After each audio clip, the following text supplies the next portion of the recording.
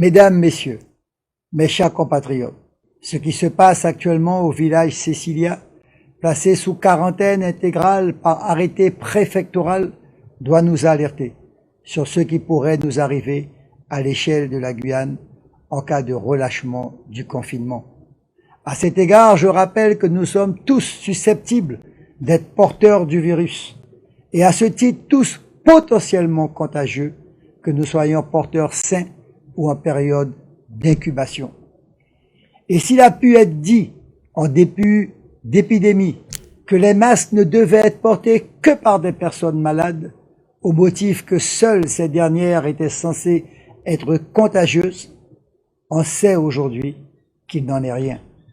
C'est la raison pour laquelle la collectivité territoriale s'est fortement impliquée aux côtés de la Chambre des métiers pour qu'un maximum de masques dits alternatifs, c'est-à-dire en tissu, soient confectionnés et distribués dans les meilleurs délais.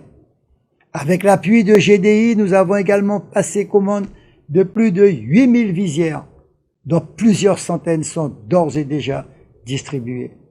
La collectivité s'est aussi organisée pour pouvoir continuer à fonctionner malgré le confinement. Et je remercie d'ailleurs à cet égard le personnel qui, aussi bien en télétravail qu'en présentiel, joue le jeu, s'investit afin d'éviter la rupture du service public territorial. Les assemblées et les commissions continuent à fonctionner afin de ne pas bloquer ni la commande publique, ni le versement des bourses et autres subventions. D'ailleurs, un fonds d'urgence exceptionnel a notamment été mis en place en partenariat avec les EPCI pour soutenir notre économie locale, notamment les petites entreprises.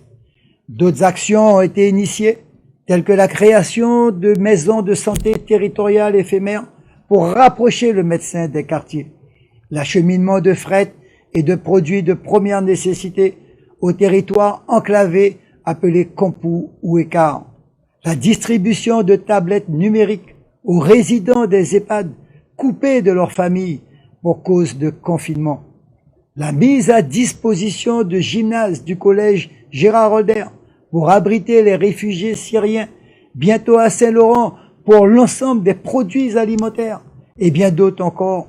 Ces actions ont pour bon nombre d'entre elles été proposées par le comité scientifique qui m'entoure, dont je salue ici la très grande compétence et la disponibilité. Comme l'avait indiqué le président de la République, nous sommes en guerre. Cette guerre, j'en suis persuadé que nous allons la gagner. Et non seulement nous allons la gagner, mais je suis même convaincu que nous en sortirons plus forts, car elle nous aura contraints à puiser en nous des ressources insoupçonnées. Je remercie du fond du cœur toutes celles et tous ceux qui, depuis le début de cette crise, sont mobilisés pour notre santé et notre sécurité. Personnel soignant, infirmières libérales, agents des EHPAD, forces de l'ordre, pompiers, et j'en oublie sans doute. Je voudrais aussi avoir une pensée pour les agents d'entretien, les caissières, les vigiles des magasins, les éboueurs, les agents de maintenance, les agriculteurs, et bien d'autres qui eux aussi sont exposés et sans qui notre société ne pourrait pas fonctionner. Merci aussi à tous ces enseignants qui à distance ont dû se réinventer pour permettre à nos enfants de poursuivre leur scolarité avec l'appui des parents eux-mêmes, souvent en télétravail. Pour qui, je le sais, ça n'a pas toujours été facile, notamment quand nous n'avons pas les bonnes passantes.